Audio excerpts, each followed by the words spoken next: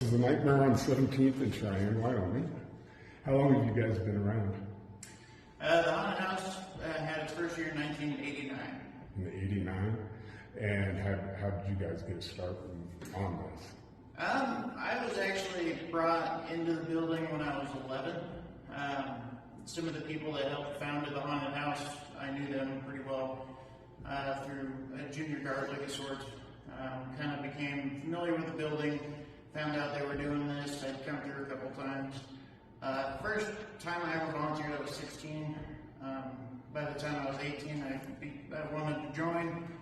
I became a member of the organization and just jumped in both feet into the haunted house. Been doing it ever since. Okay, and what have you seen how it's grown? What was it at its infancy compared to now? So when they first started, the whole thing was conducted on one floor. I mean, it wasn't much of, I think they would tell you, there wasn't much of a haunted house, just, kind of a spooky theme and some jump scares, but consisted of maybe, 4 or 5 rooms, a couple movie themes that were popular back then. As we've kind of progressed over the 34 years, moving down into the basement has 12 rooms in itself that's down there. When they first moved down there, it was dirt floors, there was no stairs, just one giant rock wall traversing the whole basement. What we've built in that amount of time to have separated rooms, each with its own theme music, and its own walkways, not to mention bringing it up to fire code. Where it's come in 34 years is simply amazing. And what are we going to kind of expect to see? Is there animatronics? Is there... One of the things that we've always prided ourselves on, and it's one thing we've gotten a great rating for, is we don't have really any animatronics to a certain extent. Every themed room that we have is run by a physical volunteer. Each person donates their time to put on the costume and makeup. And in doing that, it's never the same experience twice. Even if it was the same character, you're never going to get the same reaction twice. Timing, everything.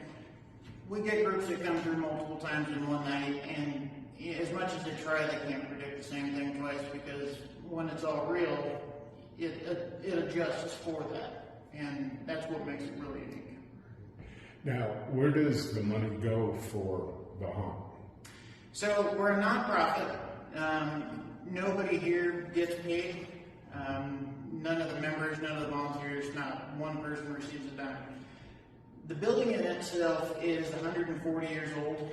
Some of the money coming in, we have to pay property taxes, which seems to go up every year. I think everybody can kind of relate to that. Insurance fees to be able to do this. And the remainder of that, what we don't put back into the haunted house to keep it running, goes to the local charities that we support within the Cheyenne area. The giving boards that we posted up, these are just maybe half of some of the ones that we've donated to over the past 34 years. This past year, we donated more than we have probably in the last 20 years. We've just been able to build ourselves back up from an unfortunate event to be able to do that again. And it's really nice to be able to do something like this and then see all of that money that we've raised go out to organizations that we support, that support the community. Okay. And that stays local, or do you go nationwide with it through other chapters? We prefer our members we decided we would rather keep it local. The Knights of Pythias it's an international body, so it has its own national stuff. We actually, so for what our local lodge donates, we keep it local. We would much rather see the money that we earned, as we earned it from our community, we want to keep it in our community. Go ahead. This is kind of a small donation thing within the overall workings.